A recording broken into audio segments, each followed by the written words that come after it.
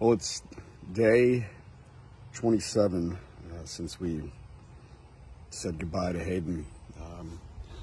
And I wanted to just do another quick video update of how we're doing. First off, I want to thank everyone for the outpouring of all your thoughts and your prayers, and everyone who's reached out to us. It's really been unbelievable.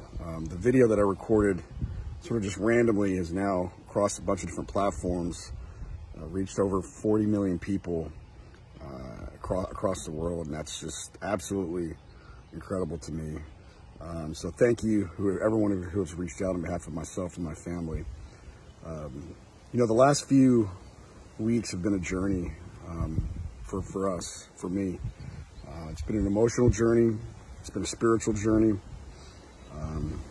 Been a lot of tears, a lot of sorrow, a lot of joy, a lot of guilt, a lot of anger, all wrapped into one. And what I've learned about this process is that's pretty normal.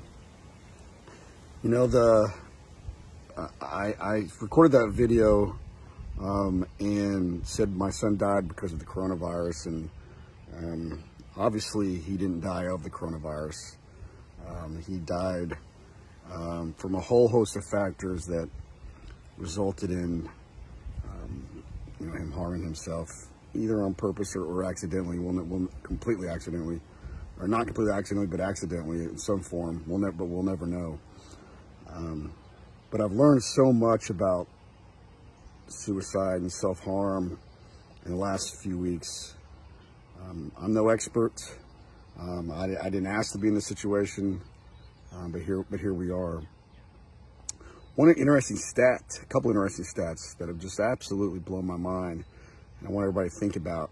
The first one was, I was searching for the CDC numbers on self-harm across the country.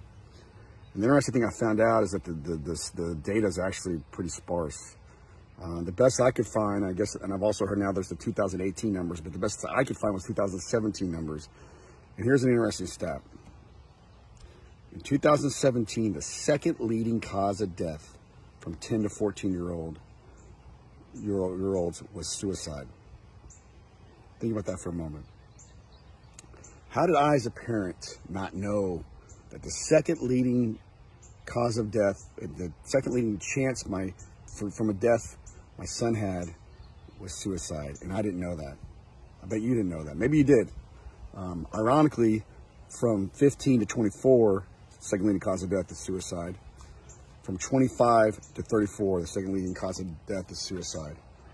And that's just a remarkable stat that I didn't know, and I suspect most people in this country don't know.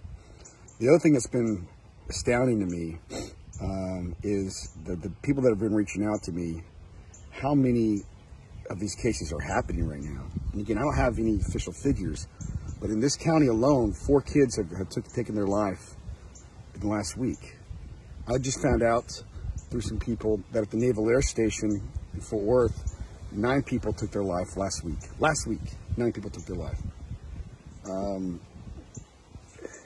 It's mind-boggling to me.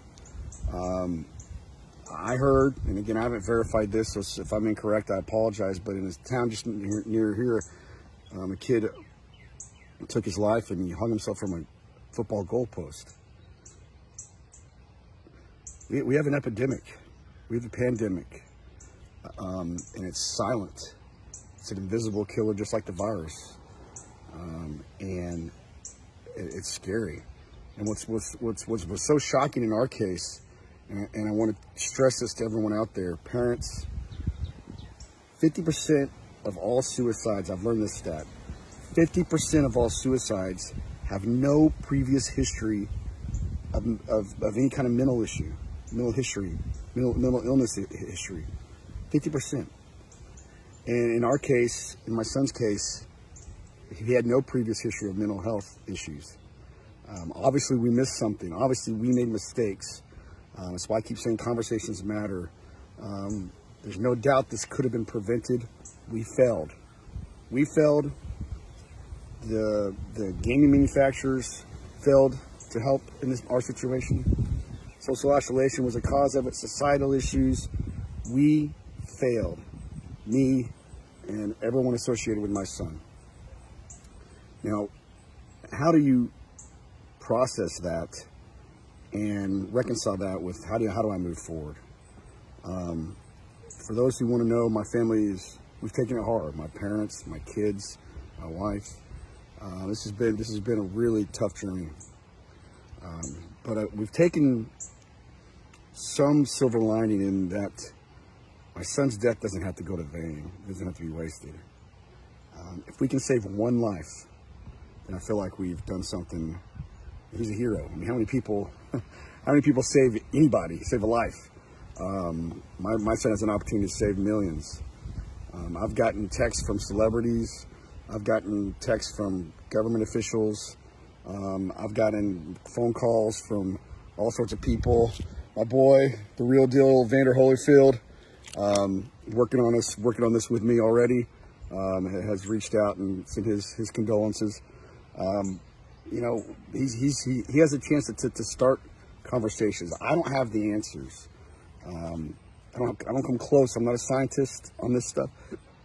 I'm not an expert. I'm just a guy who lost his son and don't want anybody else to feel this pain. And what is not acceptable to me is to accept the status quo.